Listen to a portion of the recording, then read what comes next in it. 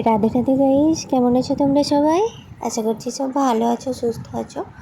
তো আজকে দেখো অনেক দিনের পর চলে এলাম নতুন ব্লগ নিয়ে।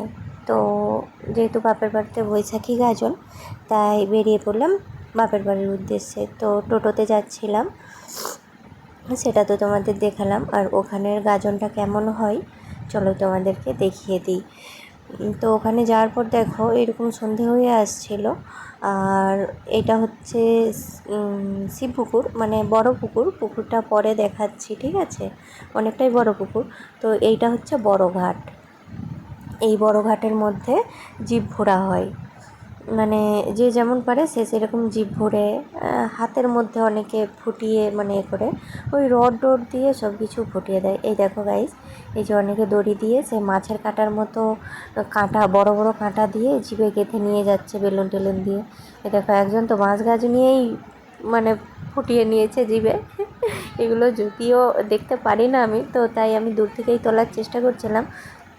আর একজনকে দেখতে পাচ্ছ, এই দেখো রড হাতে করে নিয়ে দাঁড়িয়ে আছে। একজন হাতে করে নিয়ে দাঁড়িয়ে আছে এদিক থেকে, আর একজন মিডিলে আছে, একজন নাকি দুজন মিডিলে আছে। এই দেখো, দেখো গাইস ভালো করে দেখো।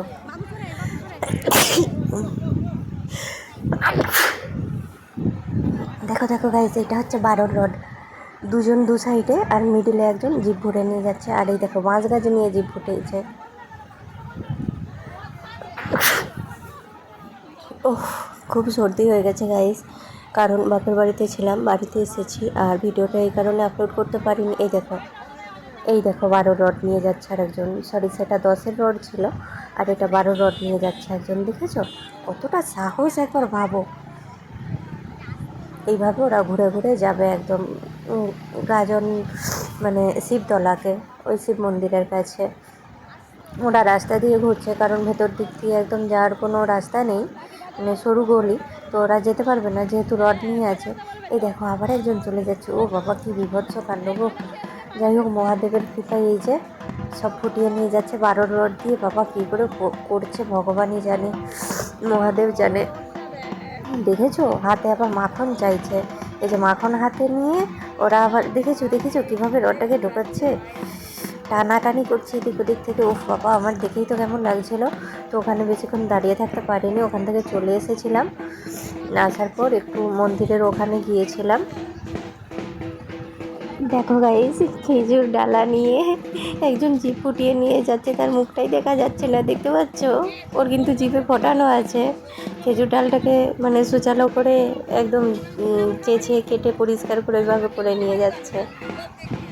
এই দেখো ঘাটের পরিস্থিতি, ঘাটে দেখেছো কতজন দাঁড়িয়ে আছে, মানে এখানে ফোনের আলো, ফোনের ফ্ল্যাশ অন করে এখানে সব জিভ ফোড়া চলছে। কি অবস্থা বলো তো। আমি যদিও দেখিনি। এই দেখো একজন, ইস রক্ত গড়িয়ে যাচ্ছে, ও মাগো। এই কারণেই আমি দেখতে পারি না। আর এবছর এই কারণে ভিডিওটা করলাম, তোমাদের সাথে শেয়ার করব বলে। ভিডিওটা ভালো লাগলে প্লিজ একটা করে লাইক দিয়ে কমেন্ট করে যেও, ওকে? দেখো সাইড দিয়ে কত লোক চলে যাচ্ছে। আর এই যে মাঝে মাঝে দাঁড়িয়ে পড়ছে, যারা যারা জিপ উড়েছে মাঝে মাঝে দাঁড়িয়ে পড়ছে। আর কিছু কিছু লোক, মানে কমিটি থেকে যারা যারা আছেন, ওনারা মানে ক্লিয়ার করে দিচ্ছিলেন রাস্তাটা, যাতে কারোর লেগে না যায়, খোঁচাখোঁচি না হয়ে যায়, এই কারণে। তো চলো আর একটু ভেতর দিকে গিয়ে তোমাদেরকে দেখাই, ঠিক আছে? পুরোটা দেখাচ্ছি, প্লিজ ভিডিওটা একটু দেখতে থাকো। মানে চৈত্র মাসে চড়ক মেলা তো অনেক জায়গায় দেখেছো, এটা হচ্ছে বৈশাখী গাজন, বৈশাখী চড়ক মেলা। এটা দেখো, আশা করছি ভালো লাগবে। তো ওই হচ্ছে মন্দিরটা, দেখো এটা রাধাকৃষ্ণের, মানে ওখানে 24 প্রহর জোড়া হবে ওই গাজনের পরের দিন থেকে, পয়লা জ্যৈষ্ঠ থেকে।